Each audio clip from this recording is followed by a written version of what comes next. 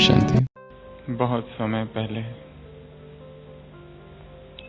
किसी एक देश का युवक जो कि सन्यासी हो चुका था, सारे विश्व की यात्रा पर निकला।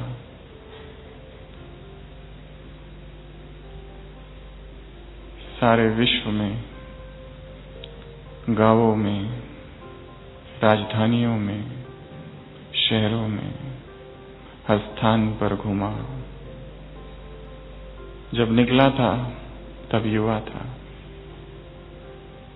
और अब बूढ़ा हो चुका था।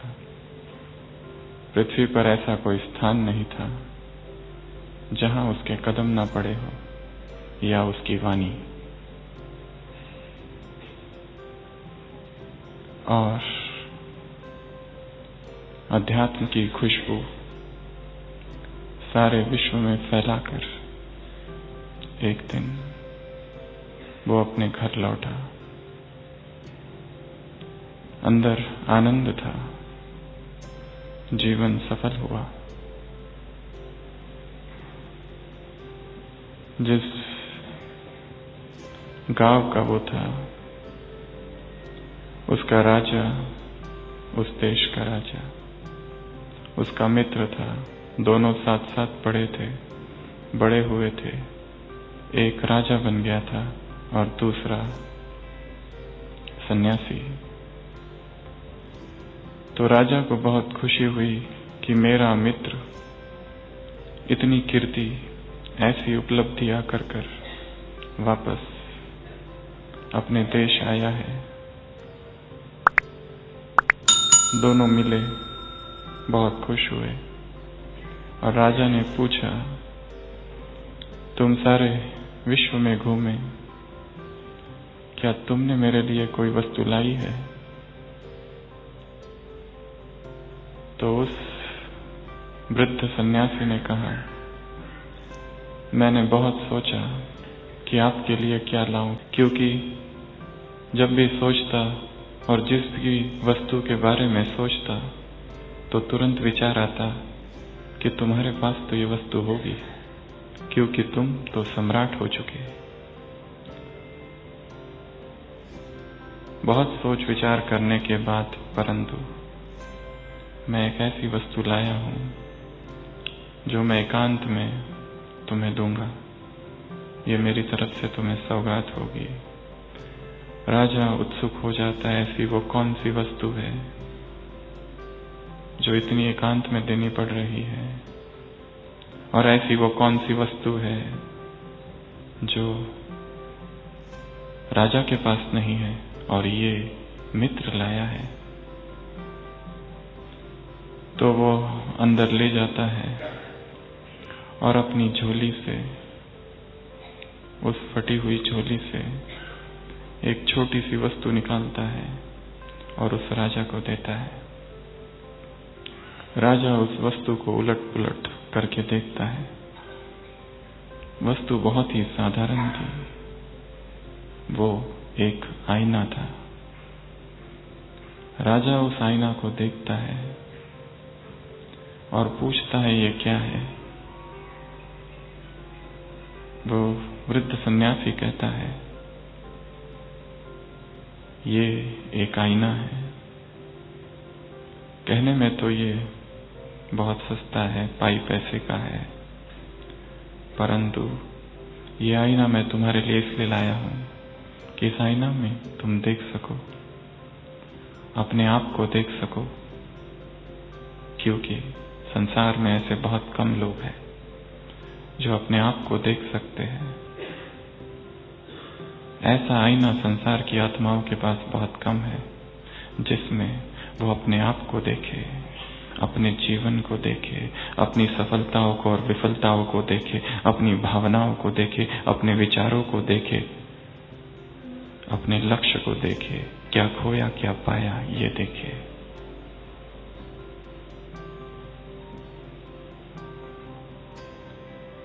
जिस दिन तुम इस आईने में वास्तव में स्वयं को देख लोगे, उस दिन यह आईना तुम्हें उपलब्ध हो जाएगा। है ये साधारण आईना, परंतु जब तुम इस आईना में देखोगे तुम्हें मैं याद आऊंगा और ये भेंट याद आएगी और ये याद आएगा कि ये आईना मैंने तुम्हें क्यों दिया। ये आईना तुम्हें निरंतर याद दिलाएगा कि तुम्हें स्वयं को भी देखना है। प्रजा को बहुत देख लिया, राज्य को बहुत देख लिया, व्यक्तियों को बहुत देख लिया, संपदा बहुत देख ली, परंतु एक व्यक्ति जिसे कोई नहीं देखता वो हम स्वयं है।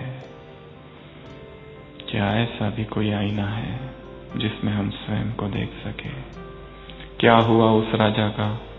कहानी अधूरी है। क्या वो राजा अपने आप को देख पाया? क्या वो आईना उसका अपना बन पाया? पता नहीं, परंतु क्या हमारे पास ऐसा कोई आईना है जिसमें हम स्वयं को देख पाए, निरपेक्ष रूप से देख पाए, वैसा ही देख पाए जैसे हम हैं? कोई आडंबर नहीं, कोई झूठ नहीं, कोई दंभ नहीं, कोई हिपोक्रेसी नहीं। जो हम हैं वैसे ही।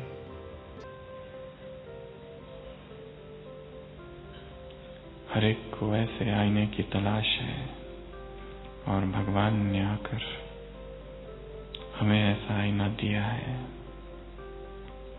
वो आईना हमारे पास है, परंतु संभवतः हम भूल चुके हैं।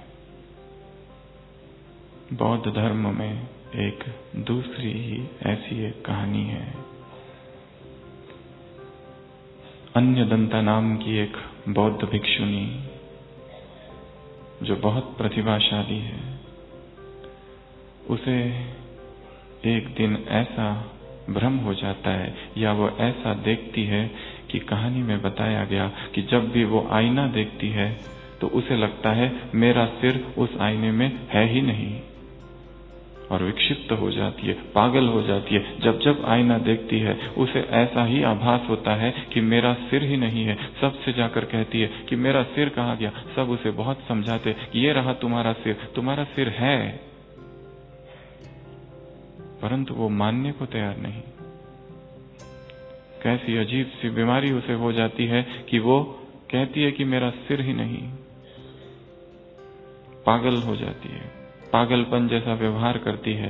परंतु दूसरे रहने वाले आश्रम में,